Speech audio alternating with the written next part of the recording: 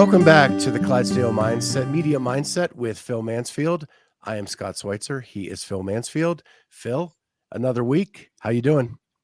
I'm doing great. We're thoroughly enjoying the feedback. Yeah. So 2 weeks ago, we talked about self-talk. Last week, we talked about the decisions made from that self-talk. And today, we're going to talk about the hormonal response that comes from making that decision. So if you want to hear those other episodes, make sure you go back and listen to episodes 3 and 4, and then you can come back and listen to this one. If not, sit back, enjoy the show. Phil, let's talk about hormonal response. Yeah, this is the little bit of now we've had 4 weeks where we've spoken about the nice stuff. Now I get a chance to be a little bit sciencey and nerdy, which is always good fun. We've talked about that process between creating your environment and then the decisions that forces us into potentially. And when you know that feeling when you're walking into somewhere and you're completely comfortable in your environment versus you're walking into somewhere where you're really uncomfortable with your environment. We work on a spectrum of, if you look at CrossFit, for example, you look at a spectrum of WODs. I'll often get my guys to program, if you could choose the final of the CrossFit Games and you need to win it to win the CrossFit Games, what would the workout be and what can it absolutely not be? Because it gives us that opportunity to see where they have most fun and where they're most fearful. And we use a fun, fear, focus response to pretty much all stimuli that's placed upon the guys. And we ask them, how does this make you feel? Does it make you feel like you smile, like you're going to have some fun? Does it make you feel like it scares you a little bit? Or does it turn you into a focused animal and planning? And we recognize that in people around us. You know, you've got the very play the piano-y, relaxed type that just take everything in their stride. You've got the people that are sort of driven by a bit of fear. And then you've got those nerds that want to program or plan everything in intimate detail to be able to get on. And in every task you're presented with, you'll be faced with you'll have a response in one of the 3 categories. And what's really interesting is there's been some wonderful work done in that you can trace those 3 responses to hormonal responses. You can actually measure the change in hormones based around that response to find out what type you are, which obviously I find wonderfully exciting. Yeah. It's funny because as I've talked to athletes over time and read about them, read their books, read different things, and it's funny from an outsider's perspective, you may think that like a Matt Fraser is a focus. A Brent Fikowski is also a focus, like the planning, got to get everything down on paper. But I think they also have fun doing that. Yeah.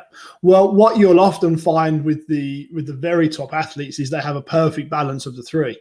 Is it scares them just enough, and when we're talking about scare, we're talking about cortisol, and we're talking about the need for cortisol and the way it metabolizes and mobilizes energy, and the adrenal, it stimulates the adrenal gland, and then on the fun side you have that dopamine.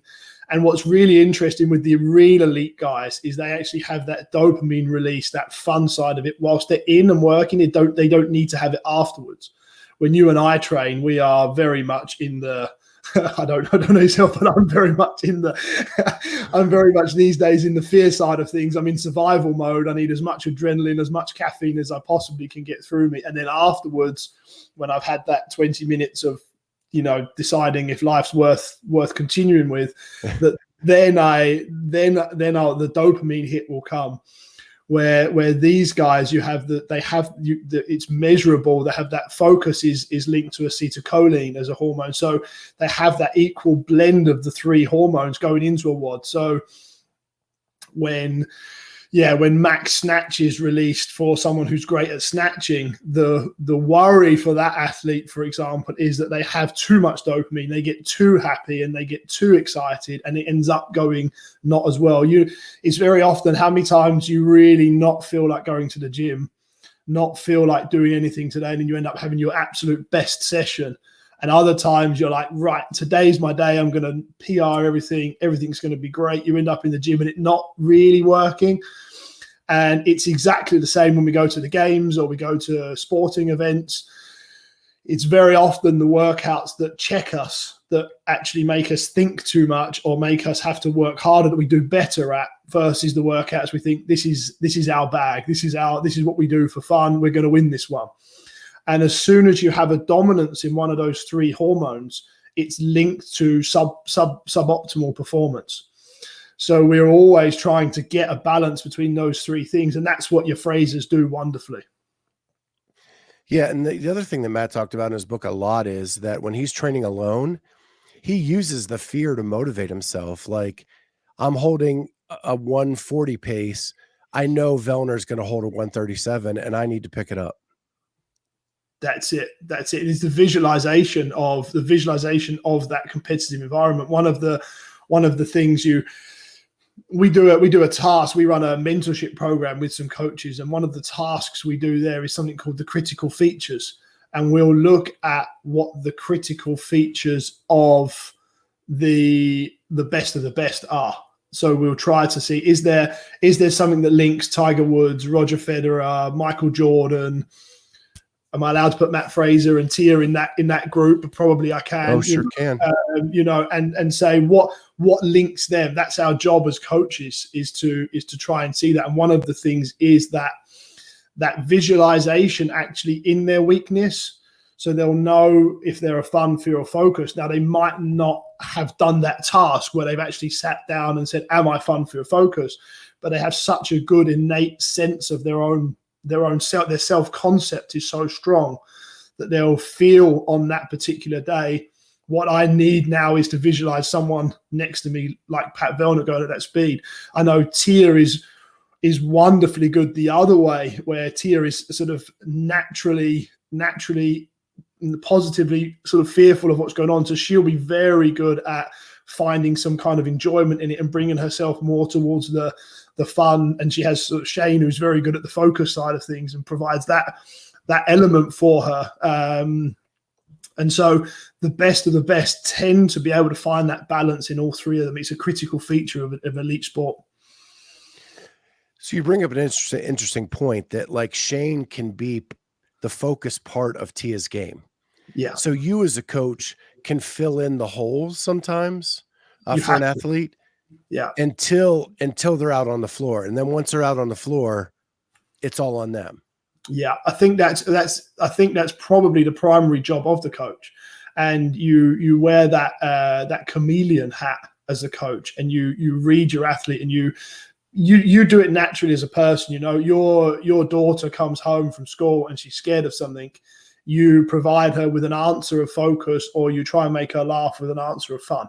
We do it subconsciously without thinking. You know, if they've just eaten a bag of Skittles and they're bouncing off the walls and they're sort of too hyper and too fun, you naturally as a parent will say, you'll bring them down and say, oh, be careful, you're going to bang your head, fear. Or, you know, you're running around like crazy. So you do that, and we do that naturally as good, caring humans. We're just more conscious of it as coaches, because we're looking at, okay, that athlete there, he or she's scared now. My job is to just crack a joke, just lighten the humor where this athlete's taking it far too easily. Our job is to try and bring them back to a little bit of reality, that we're actually going into a competition here. So having the balance between the three is crucial to performance. And none of them are positive or negative in of themselves. They can all be positive or negative depending on how they're used. Oh, absolutely. Absolutely. The balance between the three is your optimal performance. But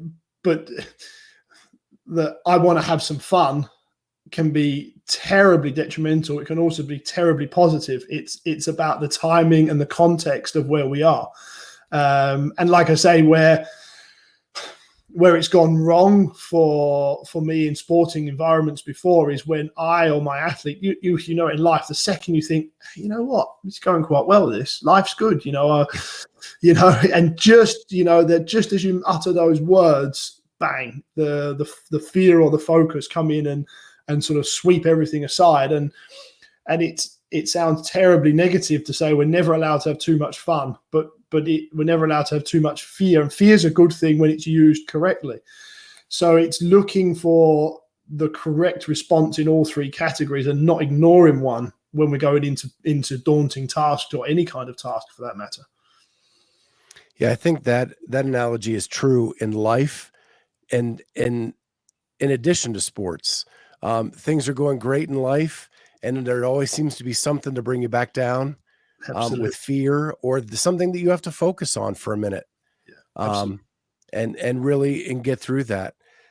So what are the best ways to handle that? Just have someone like an athlete has a coach.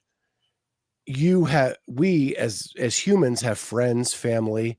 Is that who we lean on to fill those gaps in times of need? Yeah, absolutely. I live from coaching. So my philosophy is that we should all have a coach, we should all be.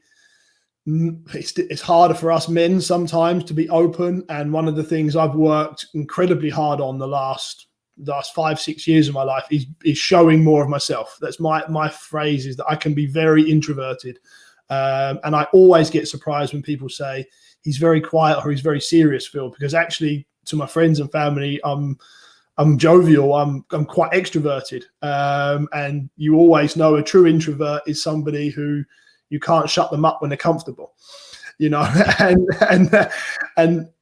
so having that ability to then seek that help or say, okay, I'm feeling quite fearful of a situation, or that warning sign where you think no one can stop me today. I'm going to go on, and today's the day I take over the world, and recognizing those triggers, and then having those people around you that check you and bring you back into line. And for me, sometimes that's easier with a coach. That's easier with someone who's not emotionally involved in your life, although it should be your partner or your friends and family. Absolutely. Well, again, Phil, we're coming to the end of the show, and time has flown by again. I think that's a great way to sum it up. You described my wife, by the way, to a T. She is the introvert that when she is comfortable, you can't shut her up. That's it. You know them. They're quiet. They don't say anything for a very long time, and then you've got them. You're friends with them, or they're comfortable because suddenly, bang, they have. They don't stop. It's a wonderful thing. Yeah. Well, if you like what you hear, make sure you hit that like button, hit the subscribe button, and hit the notifier so you're the first to know when new episodes come out. Make sure you reach out to Phil or I if you have any questions about what you've heard or that you want a topic discussed on this show. With that, we will see you next time on the Clydesdale Media Mindset with Phil Mansfield.